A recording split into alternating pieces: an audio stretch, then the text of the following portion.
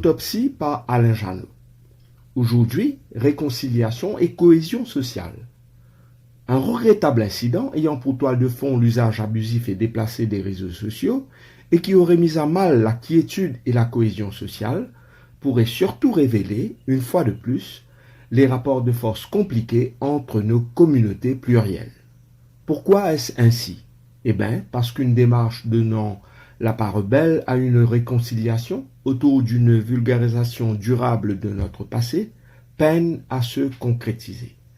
Je crains fort que les dérives similaires se répètent sous d'autres formes si nous nous refusons de dépoussiérer soigneusement le passé et cautériser les plaies. Voici 2 exemples de blessures. L'esclavage a été une abomination qui, en ce qui concerne l'île Sœur et nous, a impliqué le déracinement et la dépersonnalisation de quelques 388 000 êtres humains. Pour concéder à l'abolition de l'esclavage, les maîtres avaient réclamé une compensation.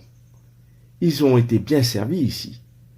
2,6 millions de livres sterling, ce qui équivaudrait aujourd'hui à plus de 16 milliards de roupies.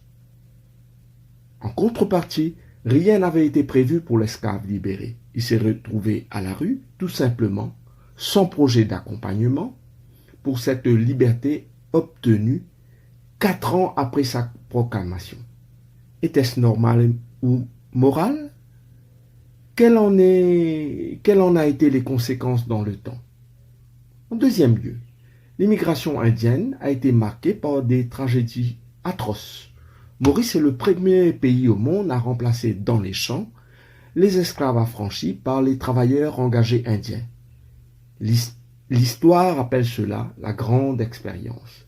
L'île Maurice est aussi le pays qui peut réclamer le plus grand drame associé à cette pratique. En 1856, 2 navires avec 700 travailleurs indiens furent sommés à débarquer leur cargaison humaine à Île-Gabriel parce que certains passagers étaient malades et tous devaient aller en quarantaine. La quarantaine fut levée plus de 3 mois plus tard et le bilan fut très lourd, car 298 des 700 travailleurs avaient péri sur cette île pour des raisons diverses. Celles-ci sont bien détaillées dans le rapport de la commission d'enquête instituée par la suite et présidée par Henri Koenig. Avez-vous déjà entendu parler de ce drame atroce? Si l'histoire avait été enseignée en détail, cela ferait belle lurette qu'une nation qui se respecte aurait réclamé là-bas un mémorial en hommage à ces malheureuses victimes. Cette histoire, elle appartient comme tant d'autres à notre conscience collective malade et sélective qui demande à être soignée. Sommes-nous prêts à le faire? Aurons-nous le courage de cautériser durablement toutes nos plaies? Ce n'est pas en donnant une boîte de nourriture à gauche et un petit emploi à droite que nous y arriverons. Il faudrait d'abord sortir des sentiers battus. À quand un grand et vrai déballage? Une grande et authentique réconciliation. Le rapport de la commission Justice et Vérité a-t-il été étudié, apprécié, vulgarisé à sa juste et noble mesure? Si certaines recommandations ont été appliquées, il faut le reconnaître. Où en sommes-nous avec le dossier en entier, 10 ans après sa publication?